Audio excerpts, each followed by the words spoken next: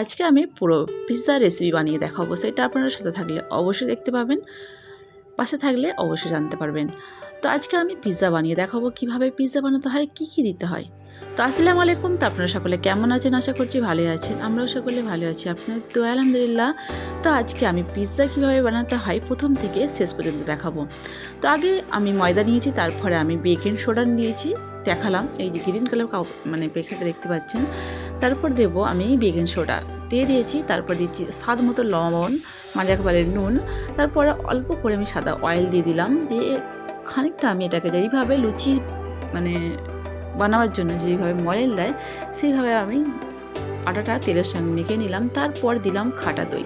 তো এতে কিন্তু পানি লাগবে না, কারণ পানি দিলে একদম জিনিসটা ভালো হয় না, যাকে বলে ফোলে না। তো আমি এইভাবে দই দিয়ে পুরো ছিনে রেখে দিলাম।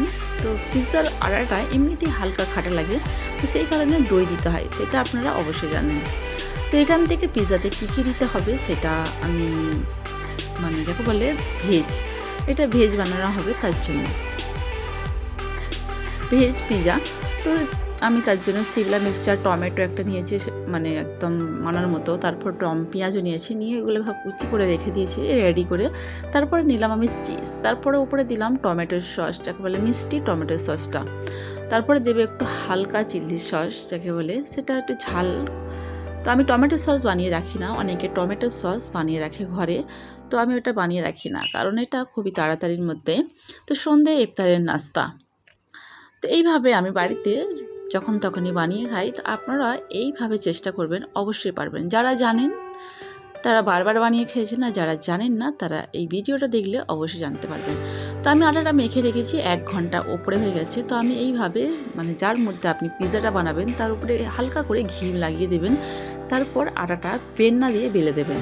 তারপরে কাঁটা চামচ দিয়ে এইভাবে ছিদ্র করে দেবেন, তাহলে যে কোনো জিনিস আপনি উপরে দেন না কেন তো নিচের দিকে চলে গেলে ভালো টেস্ট লাগে। যাকে বলে যে যেমন এটা চাটনিটা দিলাম, যাকে বলে এটা চিজ, টমেটো সস, তারপরে চিলি সস সব রকম দিলাম। দিয়ে তো এইগুলোকে আমি এইভাবে উপরে দিলে কি হবে, ওই যে কাঁটা চামচ দিয়ে সব ফুটোগুলো করলাম ওইগুলো ভেতরে ছেদের মধ্যে যাবে। তো এইভাবে টমেটোগুলো সাজিয়ে দিলাম, যেইভাবে পিৎজা সাজায় সেইভাবে আপনারা সাজিয়ে নেবেন। তো এটা বলার কিছু নেই।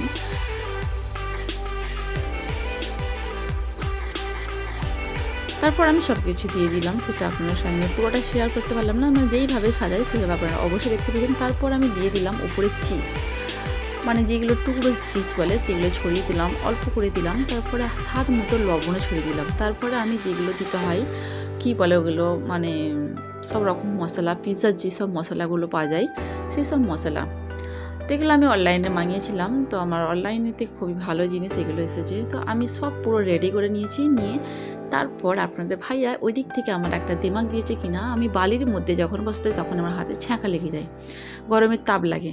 তার জন্য আপনাদের ভাইয়া এই দিক থেকে তাড়ি করে দিয়েছে, আর আমি এদিক থেকে পিৎজাটাকে পুরো প্যাক করে ফেলেছি যে কীভাবে বসানো যায়।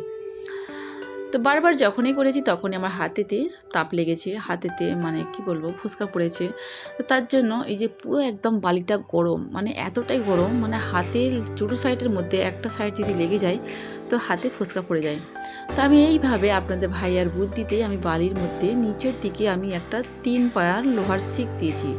তো 1 ঘন্টার উপরে হয়ে গেছিলো। তারপরে দেখতে পাচ্ছেন শিকটা, তো তারপরে খুললাম পিৎজাটা, দেখতে পাচ্ছেন আপনারা পুরো একদম ভাব হয়ে গেছে, ভাব উঠছে যাকে বলে, গরম ফুলে গেছে, খুব সুন্দর হয়েছে পিৎজাটা, খেলেই বুঝতে পারবো কতটা স্বাদ। তা আপনারা চাইলেন এইভাবে বাড়িতে বানিয়ে খাবেন, খুবই ভালো, খুবই সুন্দর হয়। আমি অনেকবারই খেয়ে দেখেছি বা অনেকবার বানিয়েছি, অনেকবার খেয়েছি। তো এটা হলো আজকে ইফতারের নাস্তা। তারপরে সকলে ভালো থাকবেন, এইভাবে চেষ্টা করবেন। আসসালামু আলাইকুম।